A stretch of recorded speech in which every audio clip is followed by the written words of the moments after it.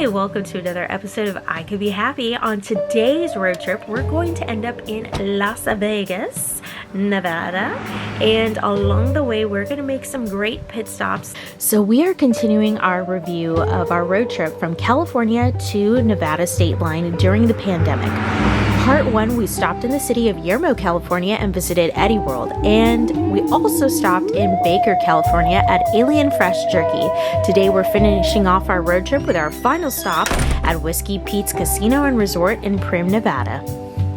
Whiskey Pete's Casino and Resorts is located in the city of Primm, Nevada, which is located just 35 miles south of Las Vegas on the I-15 freeway, right on the California and the Nevada state line. Inside Whiskey Pete's, it does house a little bit of historic morbid memorabilia. It does house the Bonnie and Clyde death car. Now, the Bonnie and Clyde death car was originally obtained by the owners of Whiskey Pete's way back in 1988 for a hefty $250,000 purchase. Now, the infamous death car is a free exhibit to the public, and it's on display on the casino lobby alongside other Bonnie and Clyde relics, including the bullet ribbon shirt worn by Mr. Clyde Barrow on the day that he was gunned down and killed. All right, story time. Gather round for some quick Bonnie and Clyde history. After the roaring 1920s, the 1930s began with a crash.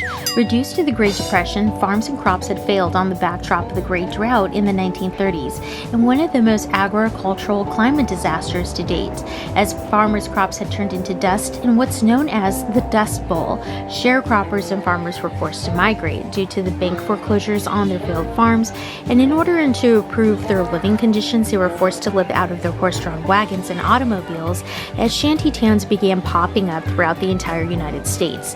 So on the backdrop of the Midwest, during the Dust Bowl, desperados and criminal outlaws such as the Barker Gang, George Babyface Nelson, had grown to be idolized by the common struggling man, robbing banks in a desperate type of revenge, drawing on a new type of relatable celebrity during these tough economic times. Criminals like John Dillinger, Pretty Boy Floyd were more recognized and idolized than any other movie star or sports celebrity of their time. But then there was Bonnie Parker and Clyde Barrow. Just over 2.5 years on the run from the law, Bonnie Parker and Clyde Barrow still remain one of the most romanticized crime duo in print and in film history.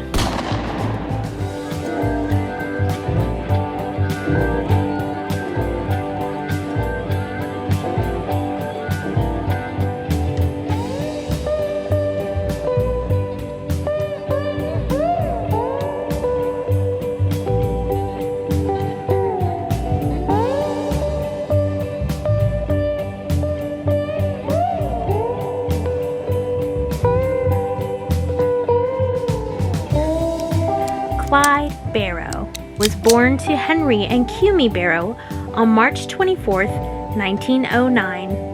Clyde's mother, Cumie Barrow, she would regularly beat her children and instill this God-fearing strict guidelines within her household. She was without a doubt the main disciplinarian of her household family. Now, the Barrows were sharecroppers, and in the early 1920s, like other farmers of the time, their farm had failed. So the Barrows had moved to Dallas, Texas to improve their living conditions, to join their eldest adult children who had already settled down and moved there. Now, the eldest children had since been married off and were beginning to build families of their own. The 3 remaining children in the Barrow household included a very young and impressionable 12-year-old Clyde Barrow. Now, the Barrows quickly discovered, like other farming families, farmers were not welcome in the big city and found themselves displaced, living outside of their horse-drawn wagon until they were able to manage and save up to buy a small roadside filler station or a small roadside business that also served the dual purpose of being a residence and also being a roof over their heads. At the age of 16, Clyde Barrow eventually was able to get a job working at the Brown Cracker and Candy Company, earning just $1 a day. Now, Clyde Barrow also attended school until he was about 16 years old, and he had aspirations of being a musician. Now, he had self-taught himself how to play the guitar and the saxophone, but Clyde Barrow at the same time was at a bit of a crossroads in his life. He had idolized his much older brother Buck Barrow, and he wanted to live up to his older brother's image and make his older brother proud. And the two brothers had a bit of sibling camaraderie between the two, and it was at this time that Clyde and his older brother Buck began running together. Now Buck Barrow introduces Clyde to the life of crime, and under the influence of his older brother Buck, Clyde soon quickly turns to that life of crime, starting with petty thievery and graduates to stealing cars and grand theft auto. Then not too much longer, Clyde began getting more brazen, and he began to graduate to armed robbery. But quick note, he never actually killed and murdered anyone this early on in his life of crime career. That would happen much later after he's released from Eastham Prison Farm. But right now in our story, Clyde Barrow is just a big-eyed, bushy-tailed thief. By 1929, Clyde Barrow is a marked man. He's wanted by the law, he's a fugitive of the law, and wanted by authorities for several robberies happening in the area, whether he did it or not. So Clyde Barrow discovers, much like his older brother Buck Barrow, that he can no longer live an honest lifestyle. He can no longer hold down a job without being let go under suspicion of robbery. So it's no wonder that he slips into a life of crime as a crutch to keep himself financially stable. So how did Bonnie Parker and Clyde Barrow meet?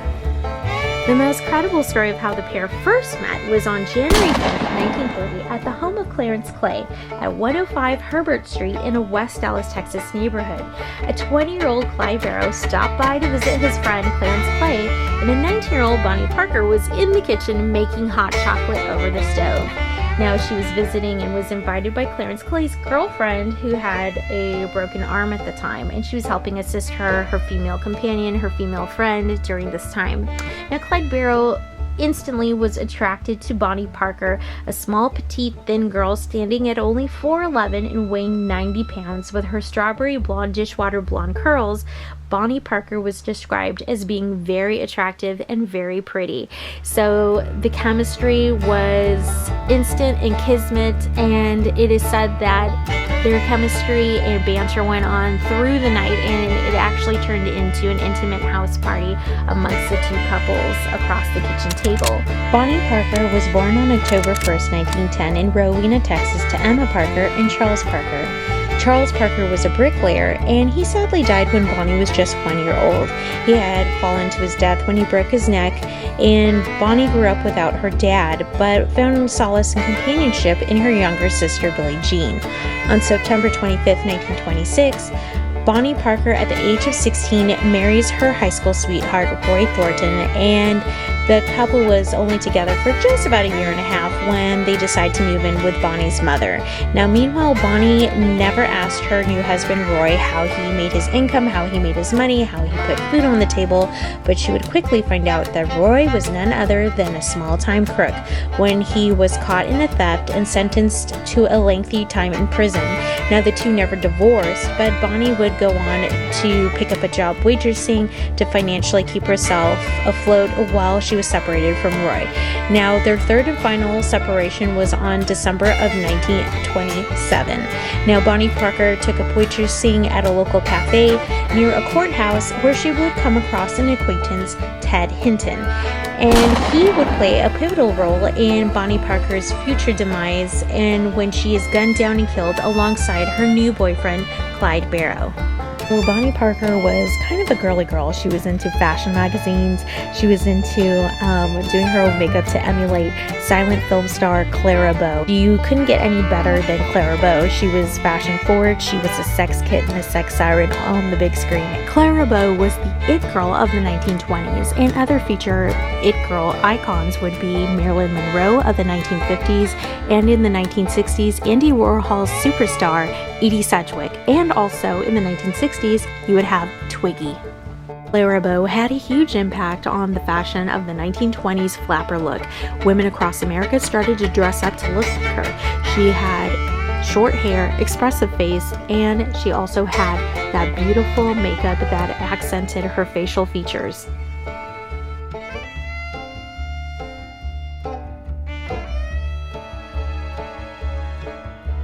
2 months after Bonnie Parker and Clyde Barrow first met, the young budding romance interlude was interrupted when Clyde Barrow was arrested on 2 counts of burglary and 5 counts of car theft of grand theft auto, and he was convicted and sentenced to 2 years behind bars in jail. So one day, under the strong influence of Clyde Barrow, Bonnie Parker had smuggled and concealed a gun underneath her dress in the Huntsville prison and passed it off to Clyde Barrow. He got the gun from Bonnie, and then later that night, on March 11, 1930, Clyde Barrow used that gun to escape with his fellow cellmates, so he strong-armed himself out of prison.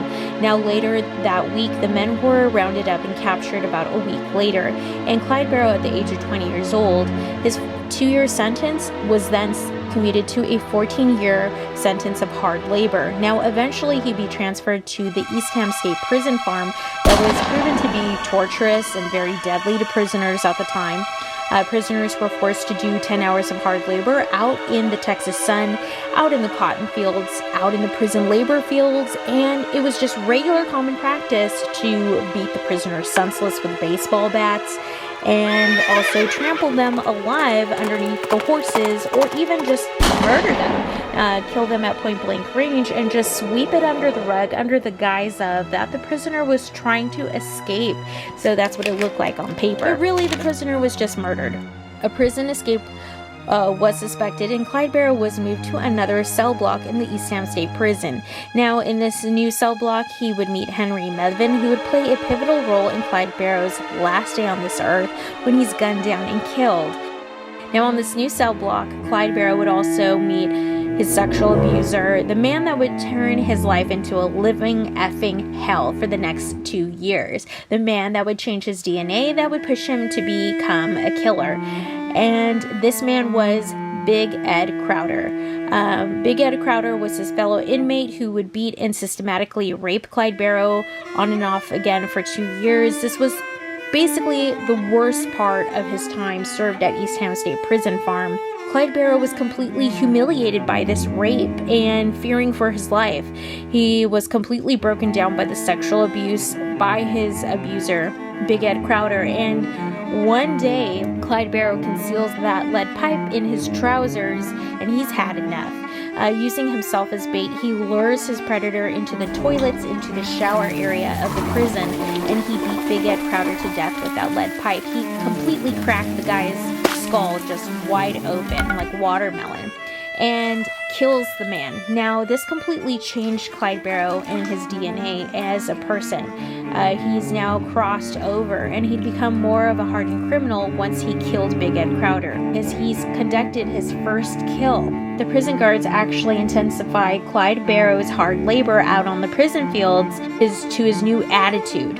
And Clyde Barrow was never charged with Big Ed Crowder's death. Instead, a fellow prison inmate, a lifer, takes responsibility for the slaying of Big Ed Crowder. Thanks to this lifer inmate, it frees him up to concentrate on trying to get out of Eastham State Prison Farm. Conditions were so bad at Eastham State Prison Farm that prisoners would often self-mutilate themselves to reduce their hard labor sentence in hopes of having it reduced to a softer sentence where they were taken off of hard labor out in the prison fields. Clyde Barrow was not above that, so on January 27, 1923, Clyde Barrow takes an axe to his foot and he cuts off his big toe and his secondary toe. And the plan was, yes, to be taken off of hard work detail, but also this would hopefully put him in the pathway of being paroled. And unbeknownst to him, Clyde Barrow's mother, Cumie Barrow, had successfully convinced the parole board that she wanted her son to be let go for good behavior, and she was furiously advocating for him. And to everyone's surprise, the parole board said yes. They came back with a yes.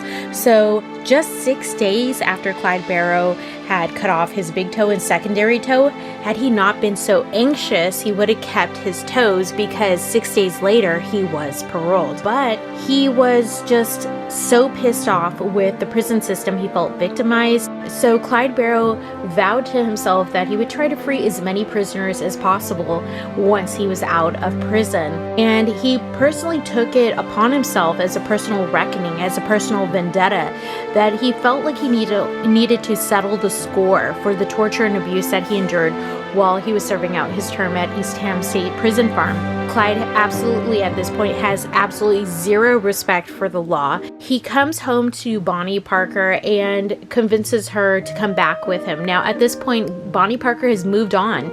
He's been in prison for 2 years and she has a new boyfriend, and it's said that he came up to her doorstep and found a guy in her living room that she was actually entertaining a new suitor. And as soon as this guy looked at Clyde Barrow, he pretty much measured himself up and just knew that, you know, the contest was over, and he just pretty much just walked away from the situation. That was it, you know. So Clyde Barrow and Bonnie Parker got back together. So in the course of Clyde Barrow and Bonnie Parker being on the run from the law, Clyde Barrow did return to Eastham State Prison with his girlfriend Bonnie Parker on January 16th, 1934. And they pulled up on the side of the road near where the prison fields were.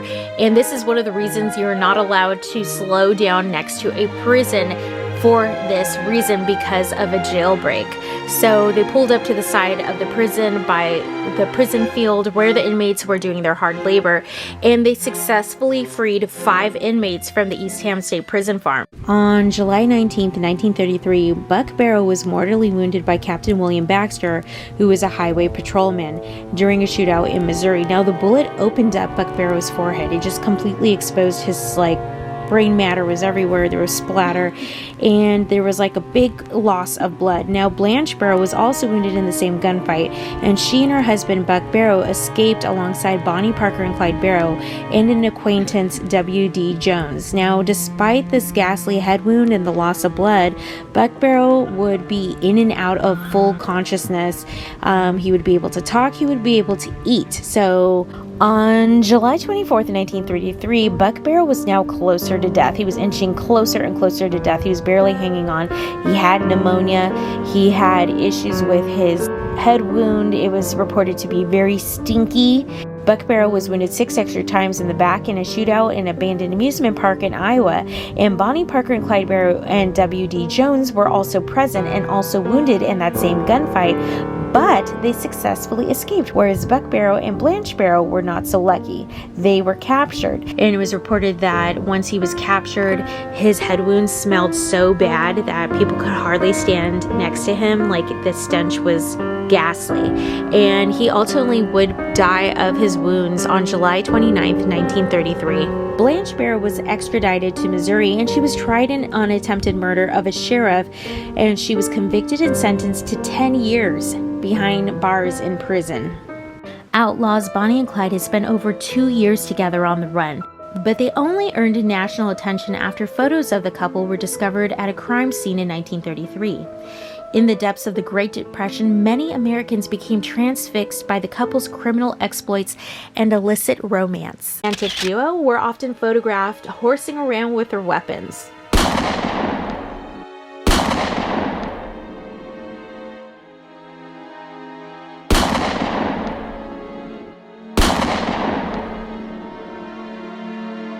Clyde Barrow and Bonnie Parker are following this circular pattern throughout the Midwest when they are robbing banks and robbing filler stations, and this does catch the eye of the Texas lawmen, Minnie Gillett and Frank Hamer, who are hired to hunt down and kill and end the tyranny of Bonnie and Clyde.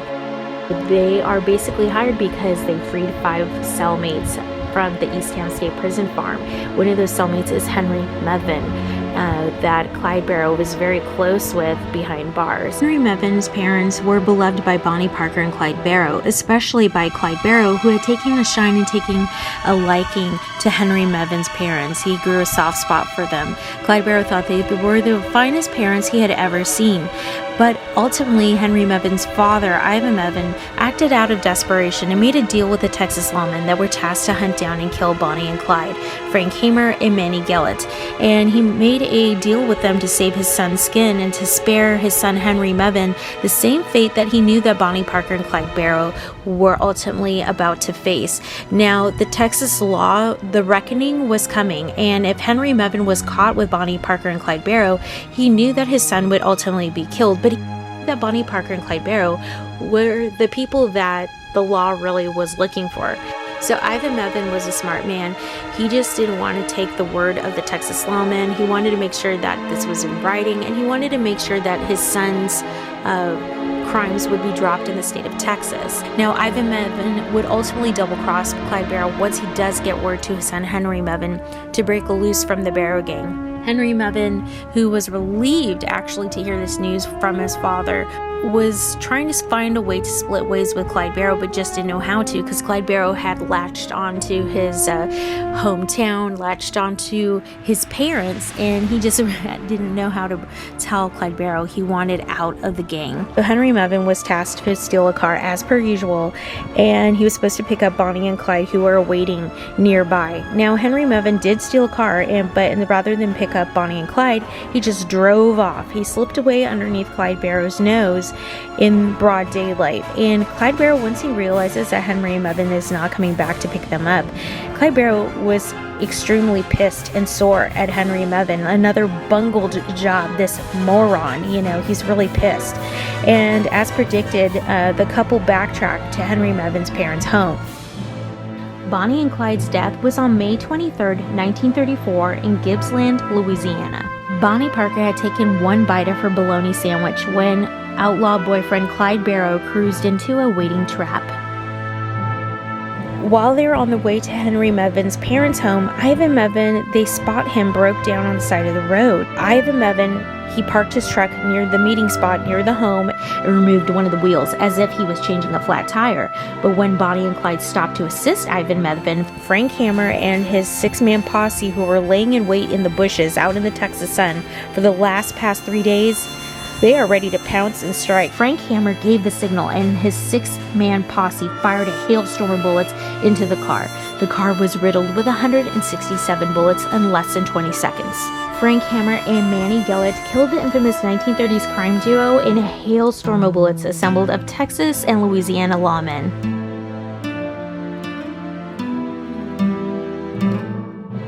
Bonnie and Clyde famously died in that hailstorm of bullets that was shot into their car.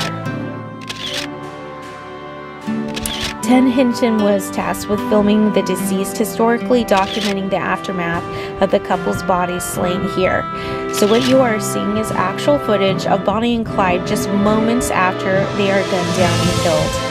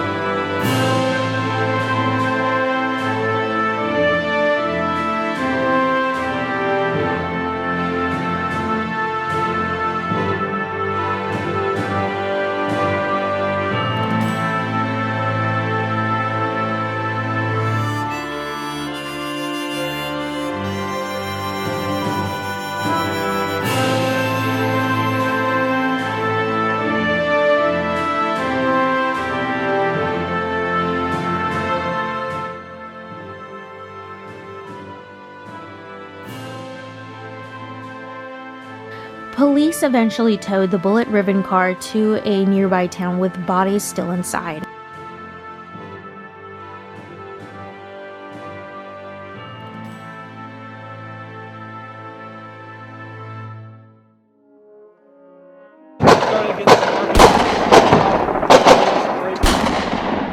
what did you think about when we got to the back of the casino and you saw the Bonnie and Clyde death car? It was like I had died and gone to heaven. Like I had been shot, and there I was, shot in that car, and there I was. What did you think of the bullet holes? I think the biggest shock to me was to see the size of the slugs and how much of a spray it was compared to the Al Capone car, which was like a straight line of bullets, and it was like perfect little circles going across.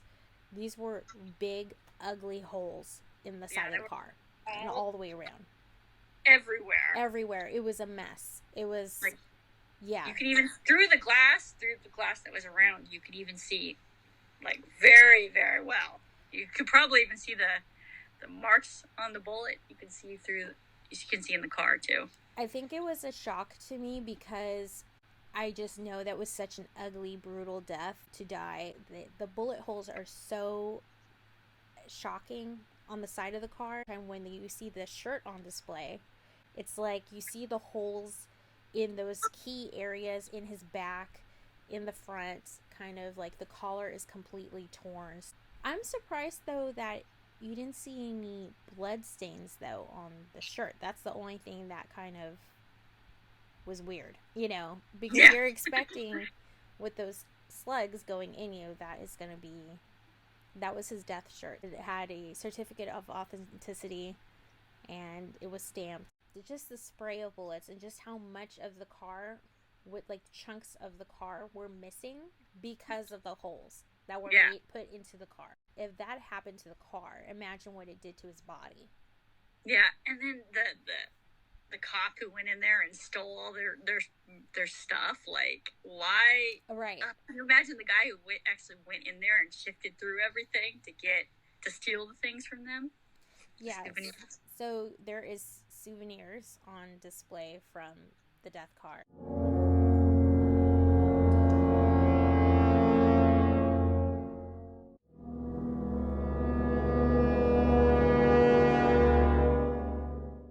And then if you go a little further, there is like a wall where they actually have photographs of the death car on display after their death. And they're all black and white photos, and it's almost like this death car kind of became this own little sideshow, and it traveled around. And so they have like newspaper clippings of the death car being on the back of another truck, and then being hauled off to different locations as a sightseeing tourist like stop, like a carnival thing. Come see the Bonnie and Clyde death car, and, woo! And it became its own roadside attraction, which it's funny because in the end, it just continued being another roadside attraction because it's kind of a stop draw for people stopping at Whiskey Pete's to actually go see the death car. It's there. But at the same time, it's like kind of a piece of history. In its own right. But you know what I mean? The story of their life and how it ended and how they've gone down in the history books, and you actually get to see the car in person. It's kind of weird. I felt like it was a little haunted. I just wanted to touch it, but I couldn't. It's behind plexiglass, yes. It made me sad. I wanted to touch it. What I also found interesting is they had like these little like cutouts. Like if you were to go to like a shoreline kind of atmosphere, like if you went to Santa Monica and then you went to go to these little cutouts and you're like there with your like boyfriend or girlfriend or whoever, and you're like you put your little face in the cutout, and it's like, and you pose and you take a picture and you're like, we were here type of thing. They have that there, and it's like Bonnie and Clyde. It's a photo of them, and it's like a cutout of their face, and then you just put your face in, and then you take a picture right next to the death car. I don't know if you remember that, but that was like really kind of weird to me. Like it was kind of like, okay, this is a thing, I would totally do that. I've done that if it weren't for pandemic. I think I asked you, and I think you just ignored me because I was like, do you want to take a picture of her? And you're like, like, see this face? No, I'm okay. Yeah. But I went over to the penny machine. So you put a penny in and it spits out a pressed penny. And I got all of the pressed pennies for the Bonnie and Clyde death car. There was like 4 of them. You gotta have those. to add to my collection, because I do have a press penny collection. But I thought that was like so weird that this is like a roadside thing. Yeah, you get it's a like press penny for the death car. You know, you can take a picture with your face in the thing by the death car, and it's like if you think about it, people died in there. Exactly. And this is what we're doing. And this is what we're doing. This is how human beings react. Yes. and that just kind of like brings me back to like our club days, because I know there's a lot of confusion when I talk about like we went to the cemetery and we went to go see like this person's grave. Chris Cornell was one of my favorites. I know. My favorite was John Ritter's grave. Yeah, I like John Ritter too. Because he always made me laugh. So I just was, and you know who I totally forgot that was buried there too? Liberace. Of course. Well, I guess we know what we're going to have to do when the pandemic's over. Vaccines at least. Wow, are you still here? Are you still watching this video? And if you are, please like or subscribe down below. If you didn't like what you saw, feel free to dislike. Give me another chance and I'll have to try harder next time. Alright, this is Christine signing off, and thanks for watching another episode of I Could Be Happy. Alright, I'll see you soon in the next video. Alright, bye-bye. Bye-bye.